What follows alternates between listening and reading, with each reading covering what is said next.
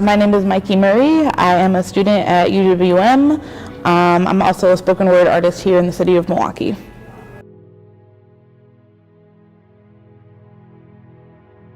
I remember pulling up to a stop sign and my mom being like, "This is a stop sign. When you pull up to it, you need to put the car to a halt. You can't do a rolling stop, and you need to completely stop." So of course I do this dramatic stop. I stop at the stop sign. The moment we pull off, sirens go off in the background. But the reason they pulled me over was because I didn't come to a full stop at the stop sign that I was pretty sure I'd come to a full stop at, because just of how intentional me and my mom were about it. Those things where I kind of was talking to her afterwards and I was like, but I know I did. It would have been different if I hadn't, or I had knowingly did something wrong. But it was one of those things where I knew I did what I was supposed to do. My mom, it was more for her, she was more tickled by it, just because of the fact that I'm learning how to drive and I'm absolutely terrified, and she's just you just gotta be calm and cool and collected. It's just kind of how racial profiling goes. It kind of takes me back to being a kid, this fear of being so much smaller than what you are. So for me, it literally kind of feels cramped, so as if things are coming in, as if something's sitting on my chest.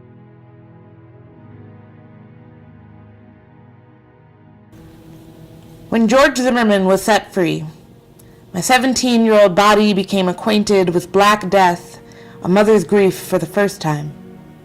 I sunk inside my parents' couch, let myself be consumed by the shock as the jury says not guilty, as folks with skin like mine scramble to pick themselves off the pavement. The television turns into a blur, an aggravating hum. It isn't until my own mother asks me if I am okay that I realize I have always been this heavy. Why do they hate us so much? That night, I dream of all the black boys I am too afraid to give life. This fleshy vessel, a swollen slave ship. When my water breaks, I imagine it will resemble the water in which Jesus walked on and the river that consoled Emmett Till's childish corpse. Are black boys really worth having? In the morning, I reach inside of my skin and I pull the Skittles out, one by one. Writing was a way for me to kind of take what I was feeling, since I felt I couldn't verbalize it, it's just in conversation. I felt it was harder to kind of be I feel sad, or there's all this stuff going on in the world. My existence isn't just traumatic. My existence isn't just brutality. And I think the best way to cope is just to kind of open your eyes to that, is that, yes, there's this really horrific stuff happening in the world, and yes, it's been happening for generations, and it'll probably go on for generations more, but in the midst of this, there's still joy. We still have each other. Hello, my name is Chris Spencer.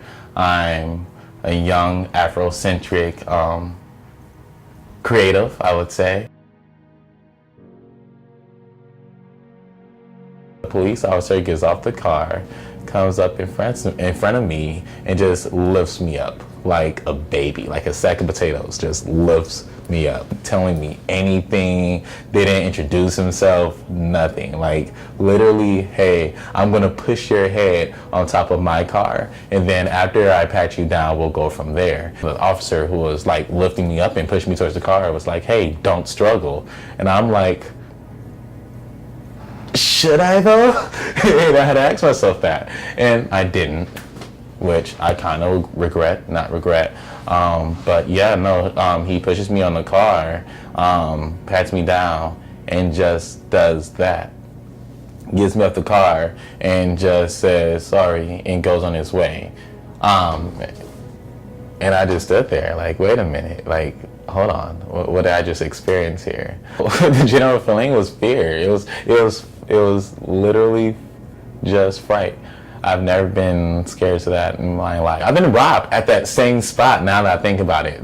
That's really funny, because high school, you have the same bus route for years. I literally was robbed at this bus stop, and the robbing was less frightening than the police altercation. Even when I was lifted up, my legs were shaking. But I'm not gonna lie, I feel kind of emasculated. It was this space where I didn't know if I had done anything wrong, and there was no one to even affirm that. And so I had to just sit in that muck, that space where, I don't know, I kind of got chastised for being human. And I didn't really expect that at all. And so I had to sit there and just be in that space, this almost slimy space of kind of guilt. Like, did I deserve this to happen to me? Has it kind of created a space where I can't succeed?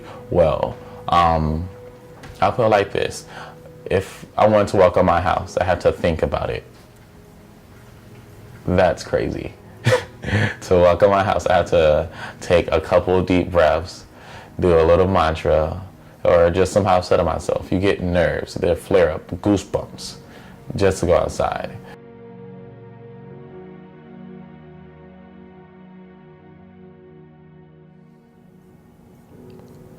How to turn a boy into a painting. You start by making sure he feels as if he's two-dimensional. Make him feel flat. Take away his humanity until he's nothing more than a mindless corpse. Then let's do what we will to his body. Take a mental picture, then make his body malleable. Cut, clip, and crop out what we can trim along his edges until his body unfurls. See, let's get this boy's image, this monster's image on paper. Let's skin him alive if you have to, turn him into tarp if you have to, anything to make this boy's body more stationary, as if he only deserves to stay in his place. Take away his need to breathe, as if he'll never need it. Wait, better yet, grab a rope, wrap it around his neck, and let's suspend him in midair until weightlessness and helplessness becomes one. Whisper that he's lost from cell phones to TVs to big screen. Use big media to kill his character before you kill his kids. Catch him with every small glance and judge him. Rip out his likeness, trace it on a 9x9, and watch how blurred the image becomes from someone else's perspective. Better yet, grab him up like a pit bull if you have to, hang him on the wall, and with your knees bent, grab and pull at the boy he used to be until it ruptures out of his chest in a rainstorm of thick molasses and blood. But don't let it stain your smock. Better yet, grab the brush and get the stroking. Let's use his blood as a new primer. Let's use it to throw away our sense of moral obligation, then throw away our oppress. Take away the intimacy of life until everything around this boy becomes unfamiliar. From his clothes, to his hands, to his daddy's eyes. Throw them away. I think we can recreate them in our own image. And when we're through, we'll print them out to see if we can really picture this boy alive or even just okay. It's okay as long as we make him feel distant from who he truly is, right? Take away everything until he loses interest in himself or where he comes from. Teach him that social standing is all hierarchy and his, like so many others, are drowning at the bottom. Let's make cruelty our new reason for living.